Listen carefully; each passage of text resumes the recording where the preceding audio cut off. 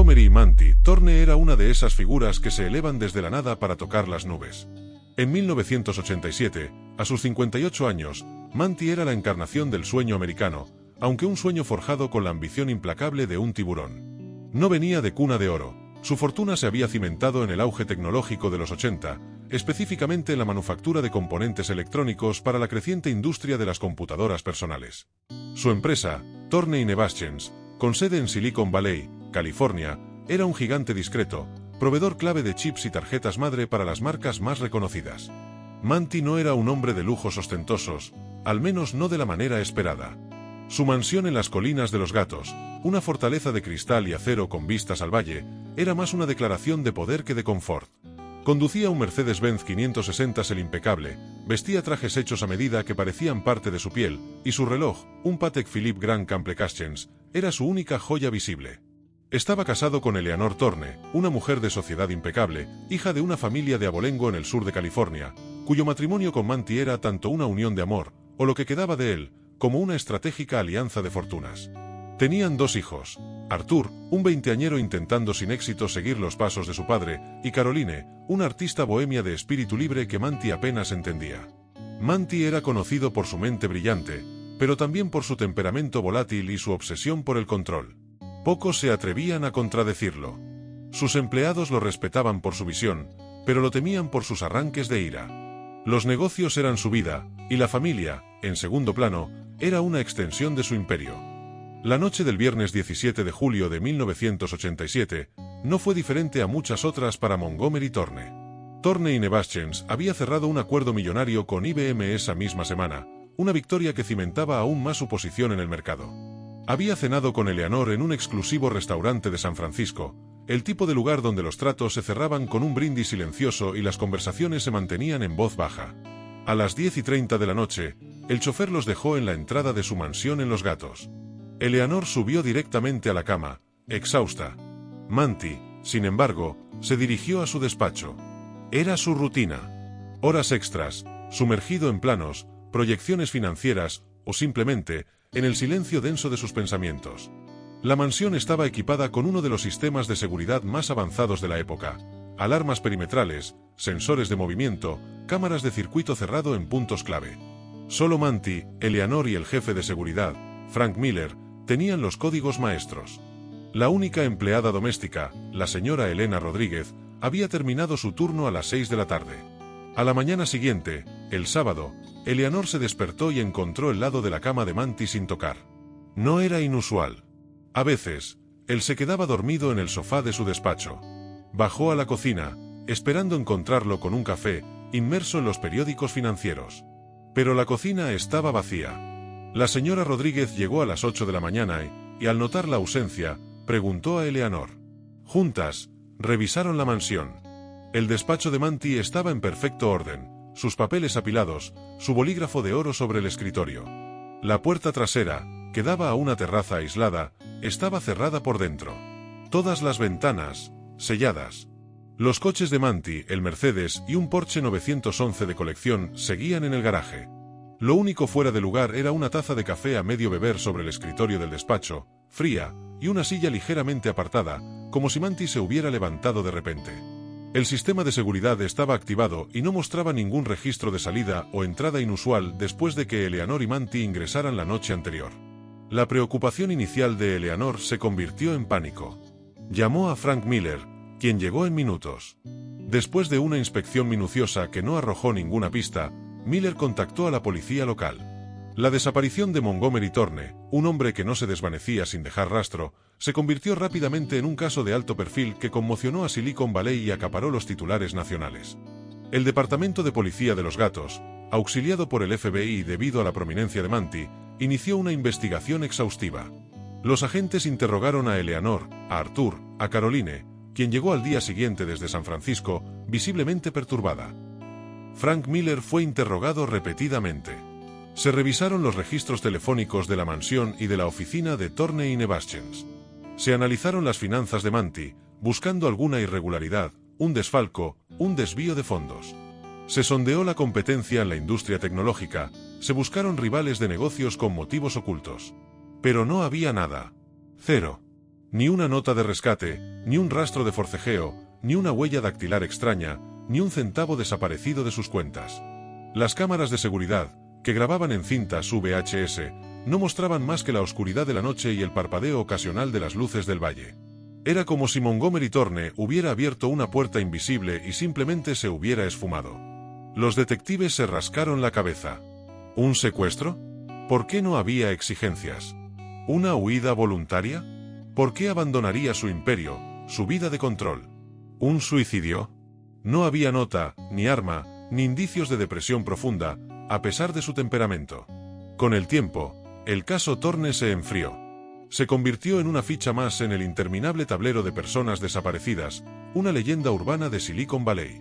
Eleanor Thorne se convirtió en una viuda de facto, manejando el imperio de su esposo con una mezcla de amargura y determinación. Los hijos crecieron bajo la sombra de la ausencia de su padre, Arthur hundiéndose en la apatía y Caroline refugiándose aún más en su arte. Los 80 dieron paso a los 90, los 90 a los 2000, y el misterio de Montgomery Thorne permaneció. Han pasado 20 años. Thorne & Baschens sigue prosperando bajo la férrea dirección de Eleanor, quien, con la ayuda de Frank Miller, ha mantenido el legado de Manti, aunque sin su brillo innovador. Arthur, superando su apatía inicial, se ha integrado en la empresa, no por pasión, sino por un sentido de deber y la esperanza, a veces tenue, de desentrañar el misterio de su padre. Caroline, por su parte, se ha distanciado aún más, buscando la paz en galerías de arte en Nueva York, lejos de la pesada atmósfera de la mansión familiar. La mansión de los gatos, sin embargo, no ha envejecido con gracia. Eleanor, en un intento de mantener viva la memoria de Manti o quizás por una aversión al cambio, se ha negado a modernizarla significativamente.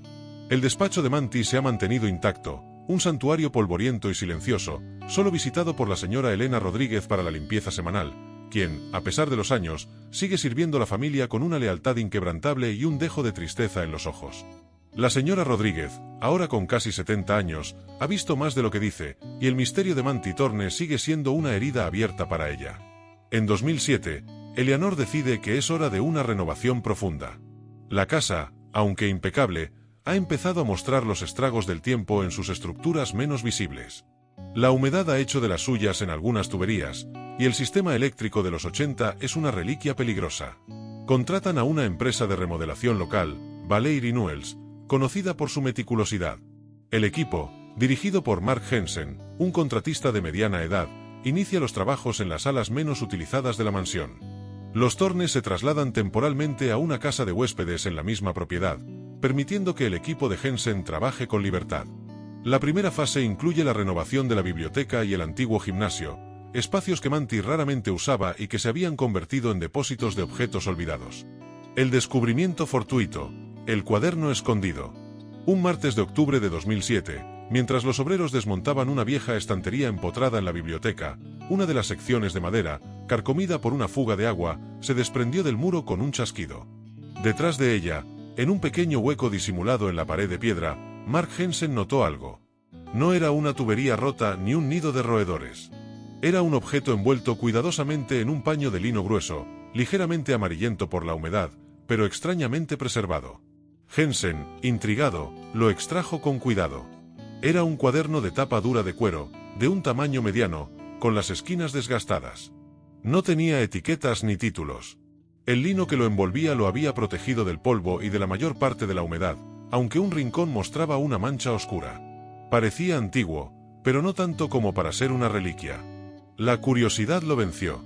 Hensen desenrolló el paño y abrió el cuaderno. Las primeras páginas estaban vacías, pero luego, la letra familiar de Montgomery Thorne llenó la hoja. Era su letra, inconfundible, precisa y en ocasiones nerviosa.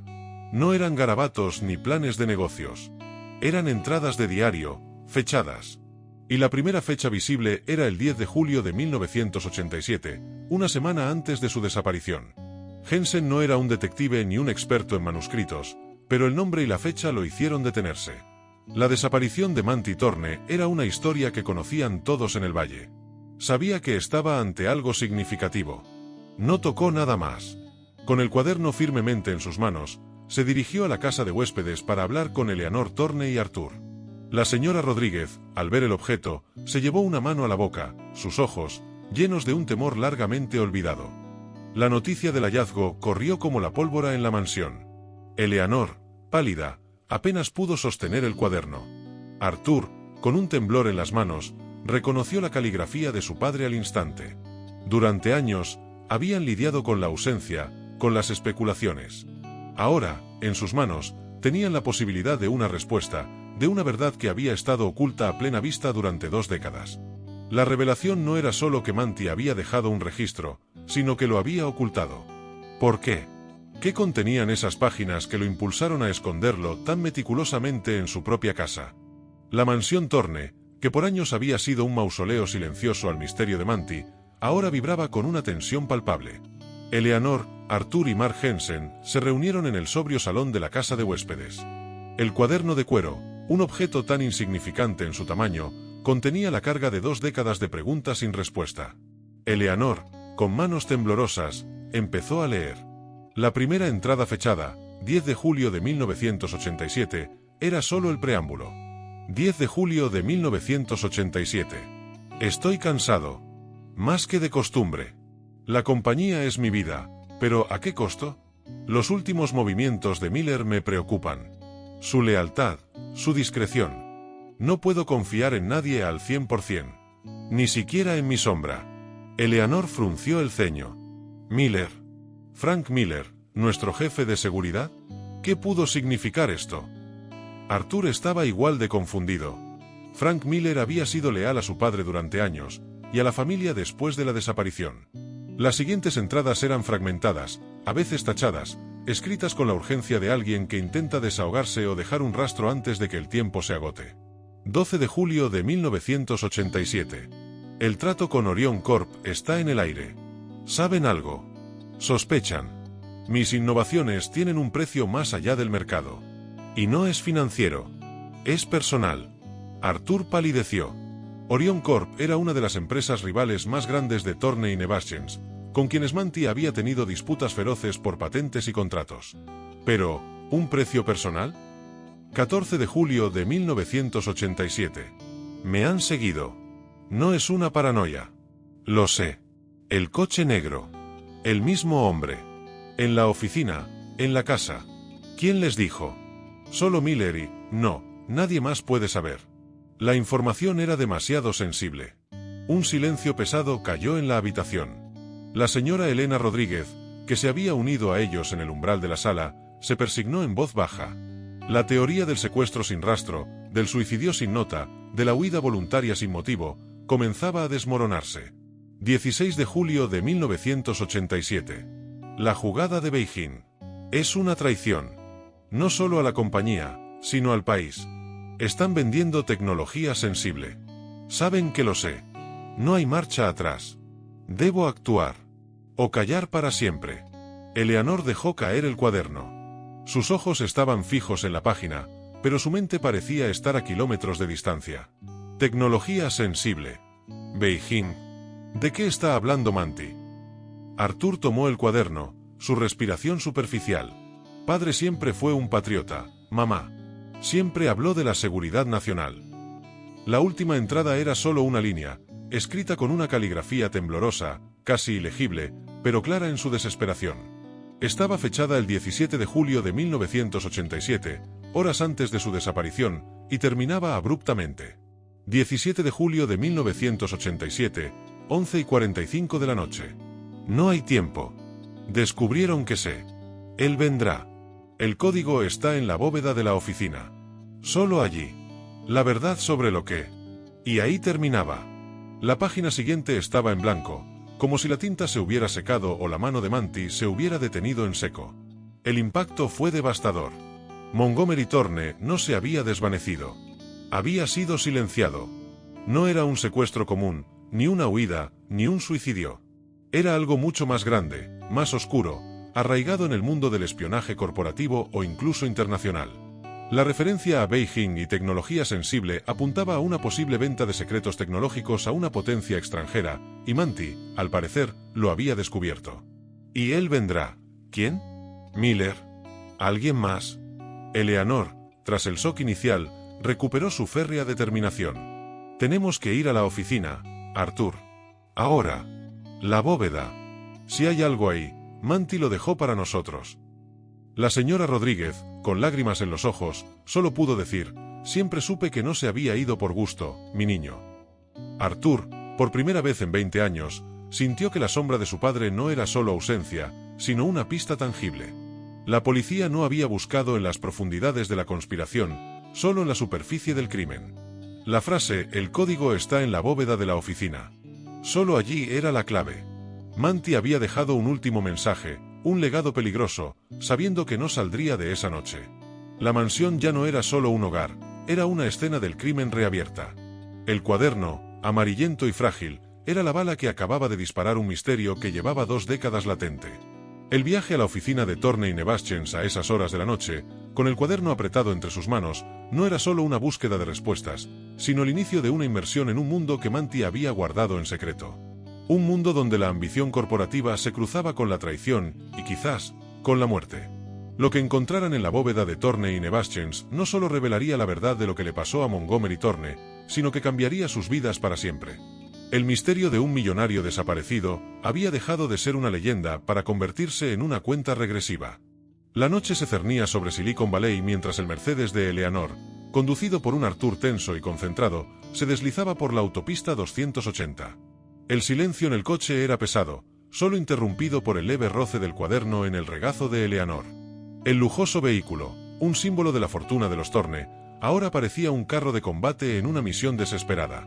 Eleanor miraba por la ventana, sus ojos fijos en las luces distantes del valle, pero su mente reviviendo el día de la desaparición de Manti, cada detalle de la frustrante investigación. La imagen de Manti, un hombre de control absoluto, silenciado de esa manera, era insoportable.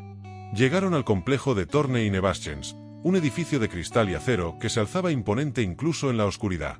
Las luces de seguridad parpadeaban fríamente.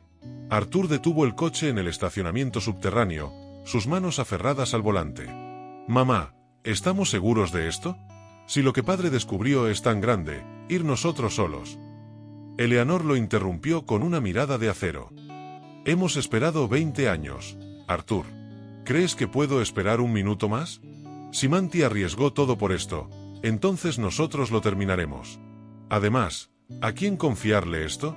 ¿A la misma policía que cerró el caso?». Subieron en el ascensor privado que los llevaba directamente a los pisos ejecutivos. El ambiente de la oficina, normalmente bullicioso durante el día, era ahora un eco fantasmal de pasillos vacíos y cubículos oscuros. Las luces automáticas se encendían a su paso, creando un sendero incierto hacia la oficina de Manti. El despacho de Montgomery Thorne era un reflejo exacto de su personalidad, impecable, sobrio y funcional. Una gran mesa de caoba dominaba la sala, flanqueada por estanterías llenas de libros técnicos y premios corporativos. Al fondo, oculta tras un panel de madera que simulaba ser parte de la pared, estaba la bóveda personal de Manti.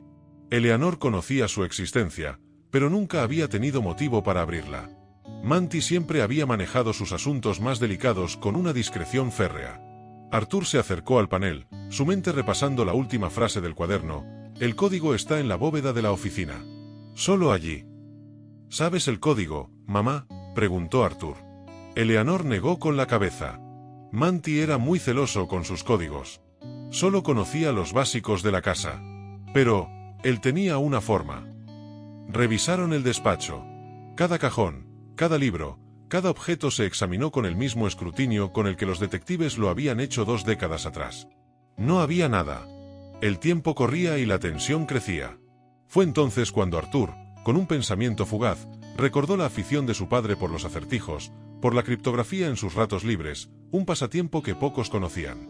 Manti tenía un juego de ajedrez de marfil, un regalo de su abuelo, que siempre mantenía en su escritorio, aunque rara vez lo usaba.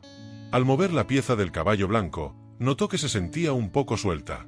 Con un giro, la pieza se desprendió, revelando un diminuto pergamino enrollado en su interior. Arthur lo desenrolló.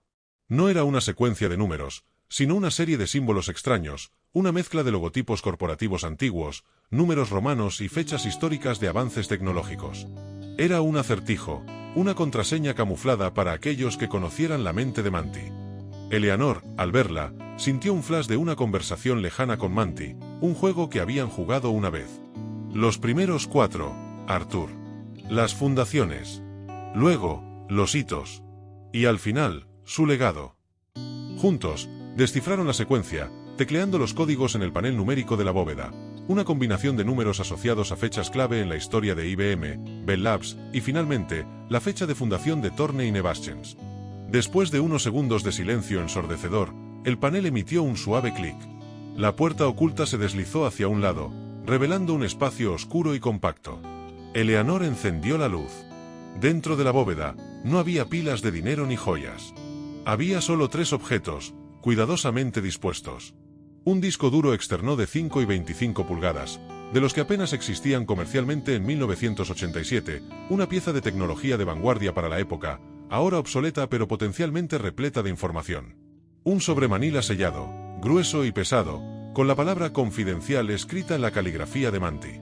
Una pequeña pistola Walter PPK, reluciente y sin usar, con un solo cargador. Un detalle escalofriante. Arthur tomó el disco duro. Esto es del último lote que Thornton y Navaschens produjo para el Departamento de Defensa, mamá. Proteta. Esos nunca salieron al mercado civil. Padre dijo que tenían una capacidad de almacenamiento sin precedentes para información sensible. Eleanor tomó el sobre. Su corazón latía con fuerza. La presencia de la pistola, sin embargo, era lo que más le perturbaba. Manti no era un hombre de armas. Abrió el sobre con manos temblorosas. Dentro había un archivo grueso.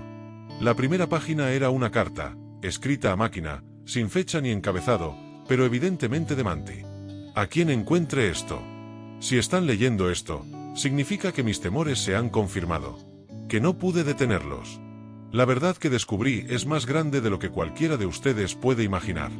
Thornton y Navaschens no es solo una empresa, se ha convertido, sin mi conocimiento, en un eslabón crítico en una cadena de transferencia ilegal de tecnología. Mi jefe de seguridad, Frank Miller, es el nexo, el traidor. Él ha estado facilitando la venta de nuestros chips y sistemas de cifrado más avanzados a agentes del gobierno chino, específicamente para el desarrollo de su programa de misiles balísticos y sus sistemas de vigilancia. El shock los golpeó con la fuerza de un puñetazo. Frank Miller. Su Frank. El hombre de confianza. La carta continuaba. He recopilado pruebas. En el disco duro encontrarán los registros de transferencias, comunicaciones encriptadas interceptadas y los detalles de las empresas fachada utilizadas. Hay nombres, fechas y coordenadas de reuniones clandestinas. Toda la información es crítica. No es solo espionaje corporativo, Arthur, Eleanor. Es traición a la nación. Miller me tendió una trampa, me atrajo a una reunión con ellos el 17 de julio, la misma noche en que desaparecí. Tenía un plan para exponerlos, pero sabían que lo sabía. No confíen en nadie. Ni en los de arriba. Esta red está profundamente arraigada. La pistola es mi única defensa restante, un símbolo de la desesperación. Si la encuentran, significa que no pude usarla. Arthur leyó con la respiración entrecortada. No puedo creerlo. Miller ha estado con nosotros todo este tiempo. Eleanor no decía nada, su rostro una máscara de furia y dolor. La traición era doble, la de un hombre de confianza y la magnitud de lo que Manti había descubierto.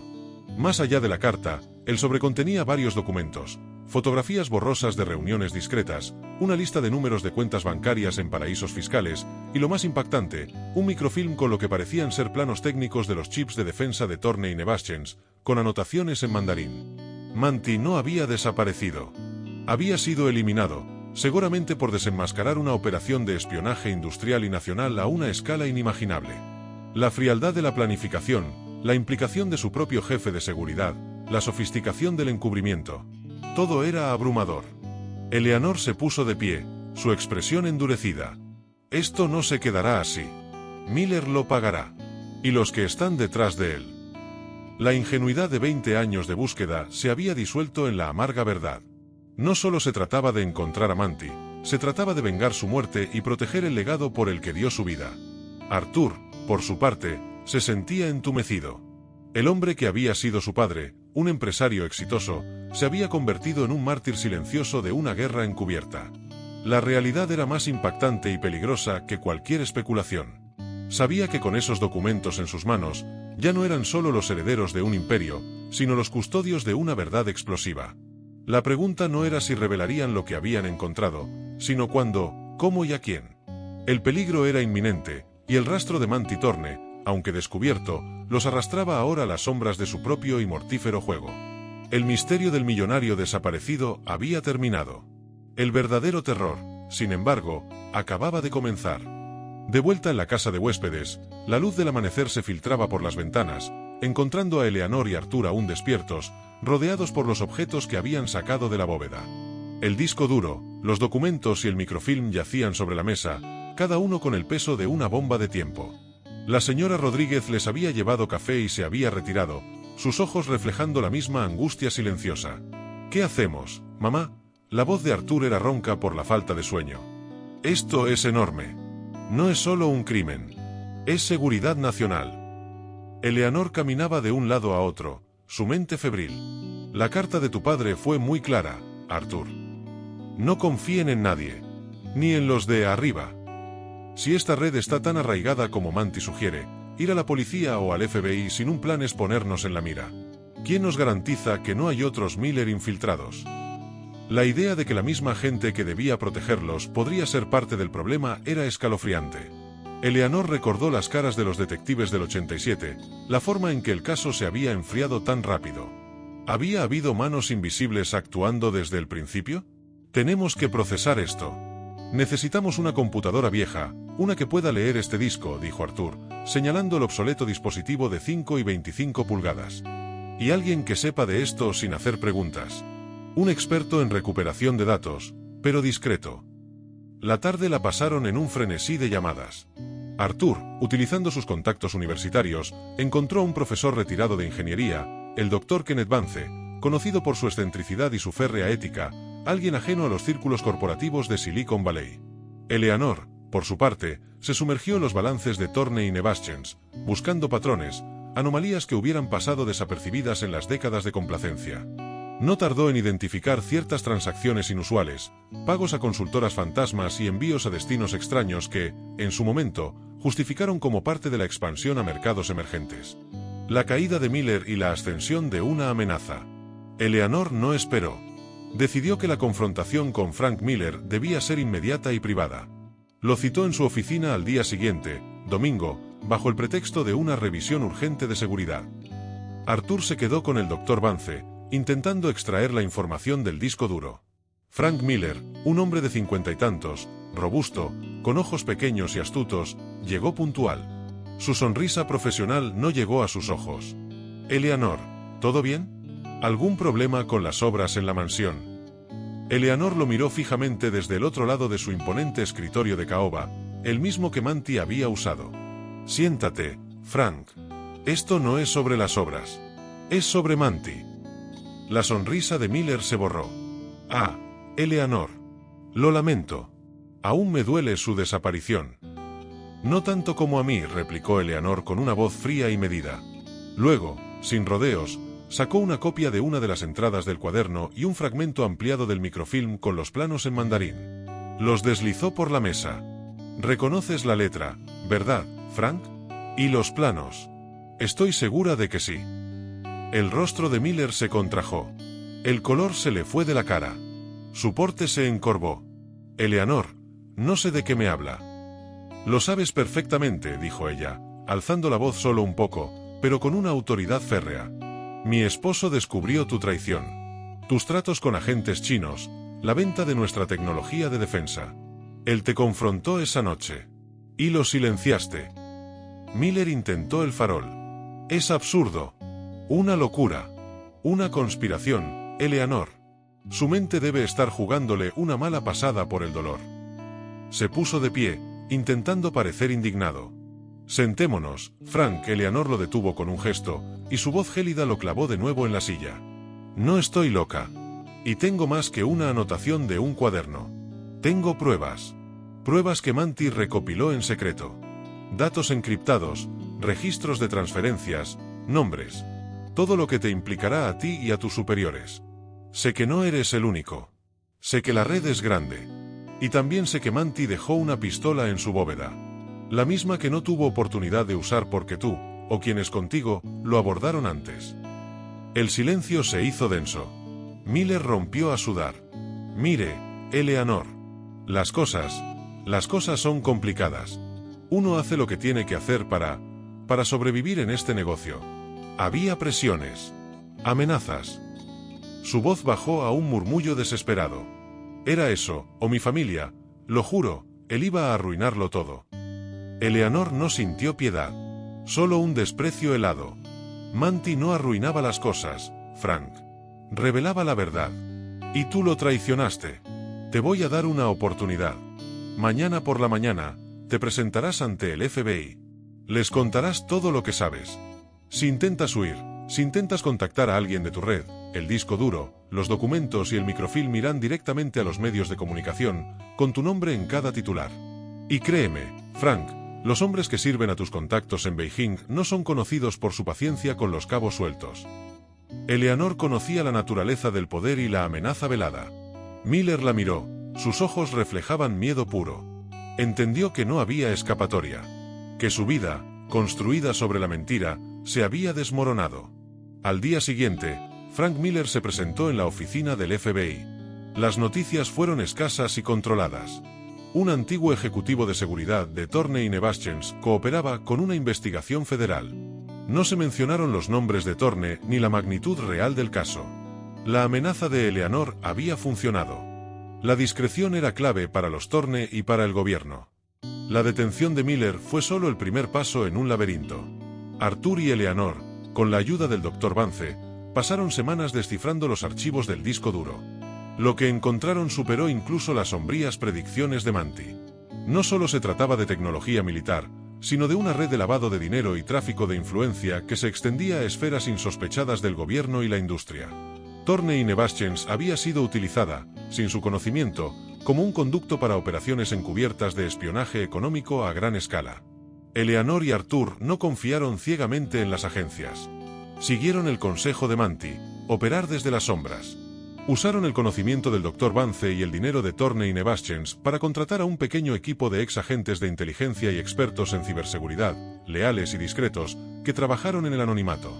La familia Thorne se embarcó en su propia guerra silenciosa, desmantelando discretamente las empresas fachada, interceptando comunicaciones y desviando flujos de información y dinero que hubieran beneficiado a la red de espionaje.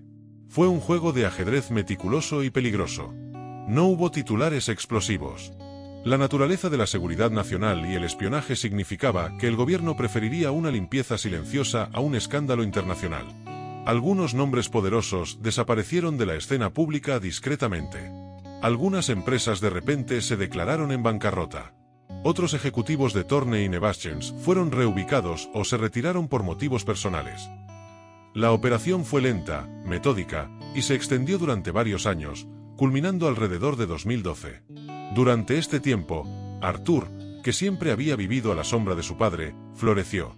Dejó de ser el veinteañero apático para convertirse en un estratega astuto y un líder silencioso. Lideró la reestructuración interna de Thorne & Bastians, purgando a los elementos corruptos y asegurando que la empresa operara con una transparencia inquebrantable. Se dedicó a desarrollar nuevas tecnologías, no para la guerra, sino para la seguridad y la educación, honrando la visión original de su padre. Eleanor, por su parte, se transformó de viuda a matriarca. Su elegancia se mantuvo intacta, pero su mirada adquirió una dureza de acero. Se volvió más protectora de su familia y de la empresa, una guardiana de la verdad de Manti. Se acercó más a Caroline, quien, al saber una versión velada de la verdad, la implicación de Miller y la traición corporativa, no el espionaje de alto nivel para no ponerla en riesgo, encontró una nueva profundidad en su arte. Pintó una serie de obras oscuras y emotivas, inspiradas en los secretos ocultos y los sacrificios silenciosos. La familia Thorne, aunque marcada por la tragedia, se forjó en la adversidad. Han pasado más de 30 años desde la desaparición de Montgomery Thorne. La mansión en Los Gatos ha sido completamente renovada, un símbolo de una nueva era para los Thorne. El agujero en la biblioteca ha sido sellado, el espejo de lo que fue un misterio ahora es solo una pared. Thorne & Bastians es más fuerte que nunca, reconocida no solo por su tecnología, sino por su ética intachable. Arthur, ahora con más de 50 años, es el CEO. Ha superado la sombra de su padre, pero nunca la ha olvidado. Eleanor, ya una mujer mayor pero aún con su fuego interior, vive una vida más tranquila, sabiendo que la justicia, aunque no pública, se hizo. La señora Elena Rodríguez se ha jubilado, viviendo cómodamente gracias a la generosidad de los Thorne, llevando consigo el secreto silencioso de haber sido testigo de un hallazgo que cambió el rumbo de una familia y de una empresa. Caroline, una artista de renombre internacional, sigue visitando la mansión. A veces, en el despacho de su padre, mira el lugar donde antes estaba la bóveda, sintiendo el eco de un sacrificio que intuye más grande de lo que le han contado. El caso de la desaparición de Montgomery Thorne sigue oficialmente sin resolver. En los archivos del FBI, es un caso frío, clasificado como desaparición sospechosa, posible huida voluntaria o secuestro. Solo un selecto grupo de agentes de contrainteligencia conoce la verdad, una verdad que nunca verá la luz pública. La discreción era el precio de la estabilidad nacional. Una tarde de otoño de 2020, Arthur se encuentra en el antiguo despacho de su padre.